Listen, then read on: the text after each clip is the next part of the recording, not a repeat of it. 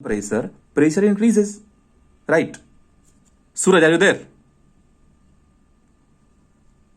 Okay, we all know that in compressor pressure increases. I explained that what happens in stator. But why there is need of rotor again? Because I'm changing the page. Because in stator, definitely fluid is going and pressure is increasing and velocity is decreasing. Actually, no. Actually, what will happen? No. What will happen? When velocity will decrease, I have taught you that in ideal diffuser, we try to achieve zero velocity. So if velocity will be zero after this, then we don't have any remaining velocity to further decrease, correct? So for that, we use rotor. That this rotor will again increase the velocity of incoming flow. And once we got the velocity, then again we can set up a new stator. And then this stator will behave like this previous stator. And then again it will decrease the velocity. Which velocity? What has given by the rotor. So this velocity will be decreased. Yes, definitely we can do that. No, I never talk time, matlab, it's not like from Chennai to Delhi. Not that much. Definitely we can do. Yeah, of course we can do. See guys, let me explain again. See, it is very easy. In stator, what is happening? Velocity is decreasing. Because velocity is decreasing, so pressure is decreasing.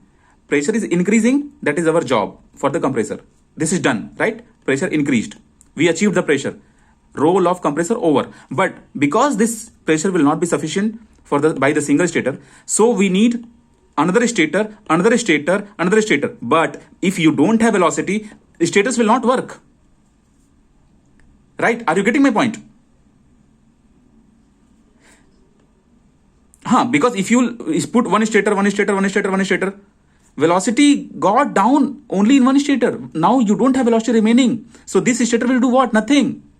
So to overcome this problem, we introduce, To overcome this problem, we introduce rotor in between.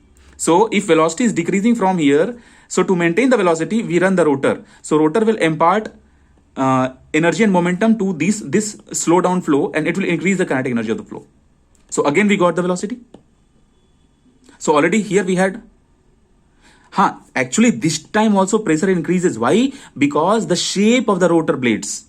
I will explain that when I will be taking compressor technical part. No. It's not like that. It's not at all like that. I will explain that. See what design I'm talking. I am talking about the gap between the blade. So I will take that. Right now you just understand that one stator, then just after this stator, why the rotor is important? Because velocity is slow now. I mean, you can say ideally there is no velocity. Then what will you compress in next stator? That's why you are putting up one more rotor. This rotor will supply you the speed, or you can say energy and momentum. So by using that energy and momentum, by taking that energy and momentum, your fluid will enter to the next stator. Then this stator will do the same. It will again slow down the fluid. Then again you don't have velocity remaining. Then again you will put another rotor. So this rotor will again increase your kinetic energy. Then again you will go to next stator. So in every stator, you are achieving your pressure. And further I will explain that rotor also,